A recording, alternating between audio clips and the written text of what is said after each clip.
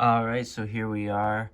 I'm just going to take you through a very quick overview of the piece before I play it for you. So let's get started.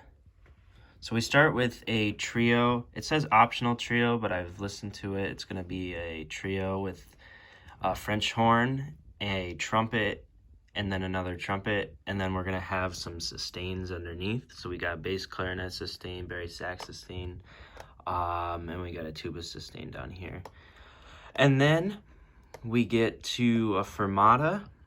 The cool thing is that the trumpets are going to drop out, and then the sustains are still going to be sustaining. And then we get to a complete, everybody plays in unison, is not as loud as they can, but definitely a big forte. And we get started. We have repeating lines in the flutes. We have some melody. So the interesting about this piece here is that pretty much every part gets a melody at some point. So there's this 1, 3, 4, 2 motif that repeats, and every time a different part plays it, they're gonna bring it out. All right, let's keep going. So we have one section, then we get some trombone, 1, 3 right there, and there's that 1, 3, 4, 2 motif right there that I'm talking about. That's gonna be brought out. So we got a trombone and we got euphonium and tuba melody right there, and then it just changes again. So a big unison section right here. And then we have a nice little flute feature. It's not a solo, but it's definitely brought out through the texture there. So that keeps going. Then we get back to the repeating line in the flutes. And so there's a sustain here by a bass clarinet. And then after that, it just gets big again. We have nice 1, 3, 4, 2 right there. That's going to be brought out by the alto saxophones. Then we actually have it starting to switch major. So this is actually a different repeating line. It's a B flat to a D to an E flat to a C. So that's actually in major underneath another minor section.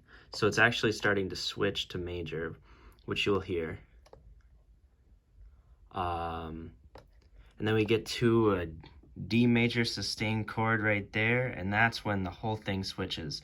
So generally, you want to go back to 1 after the 5 there. So this will want to go up to a G, but it won't. It won't in this. It'll stop. And then we just have a complete and utter tonal shift into a major feel with a nice flute solo right there. And then we keep going. We have a nice melodic section. You'll hear it. We have a major 6 there, which is kind of interesting because the whole thing has been in G minor, except for this section is in B flat major. So it is technically a Picardy third, but I don't know if I would really say it feels like one. Then we have another switch back into minor right there. So the flutes are gonna waterfall down pretty much, along with the oboes who are in harmony with them pretty much. And then we get forte, big. This is pretty much the climax of the piece right here. So big forte, and then keeps going. It's pretty much the same as the beginning until we get there. It feels like it slows down. It won't slow down, but it will feel like it. And then we have a nice fermata. I want this to be a big long fermata, so it's like a dramatic crescendo, and then everyone is in unison here, except the brass section is not in yet. So it's just woodwinds. And then the brass joins the second time it's repeated. And then the third time it's no longer in unison. It's in harmony. The brass is in harmony with the woodwinds.